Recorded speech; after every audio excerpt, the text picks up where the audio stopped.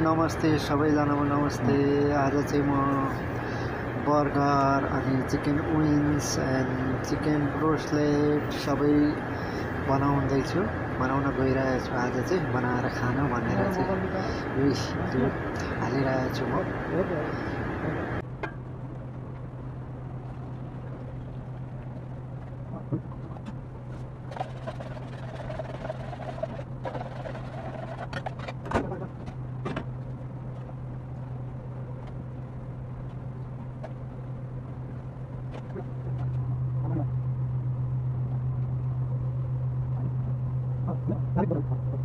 चाहिँ यहाँ चाहिँ मिल्कमा हालेर निकालेर यहाँ पाउडरमा आइरहेको छु र केही छिनपछि हामी तेलमा फ्राई गर्नेछौँ।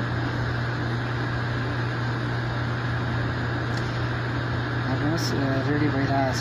यसमा धेरै आइटमहरू बनाउन लागिरहेको छु। भिडियो क्युज, रन्स, डाइनामिक अनि धेरै अरू ससहरू पनि छन्। प्रत्येक ससै पछि यो आइटमहरू चाहिँ यो चिकनबाट बनाउँदैछु म।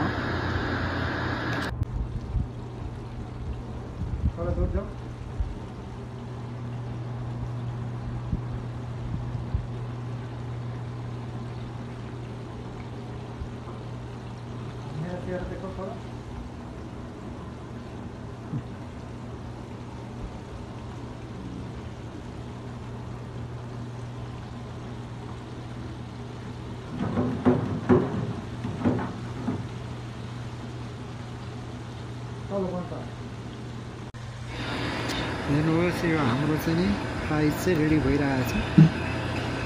यसको टाइम मैले 6 मिनट राख्दैछु। 6 मिनटमा यो ब्रेसलेट रेडी हुनेछ र अरू थुप्रै आइटमहरू म बनाउने छु। यसका परिकारहरू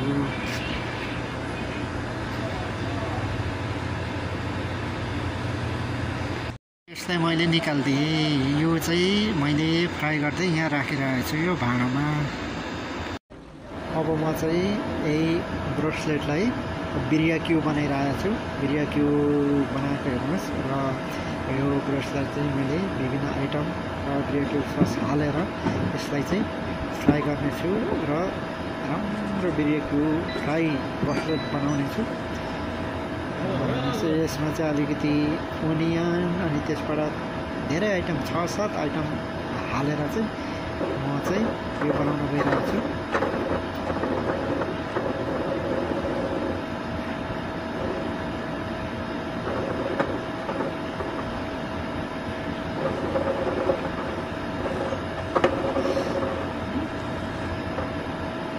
सिम्पल बर्गर, यसलाई सस लाउने अनि बर्गरको चाहिँ 90 ग्राम बर्गरको ब्रोस्लेट बनाएर ठ्याक्कै यहाँ लगाइसकेपछि र यसमा थोरै चिज पनि हाल्नु पर्ने रहेछ र धेरै आइटमहरू बनाएको नि सल्लाह धेरै केही हाल्दा त हुन्छ, तर क्लासिक सिम्पल बनाउँदाखेरि यतिकै ब्रेड राखेर बनाउन सकिन्छ।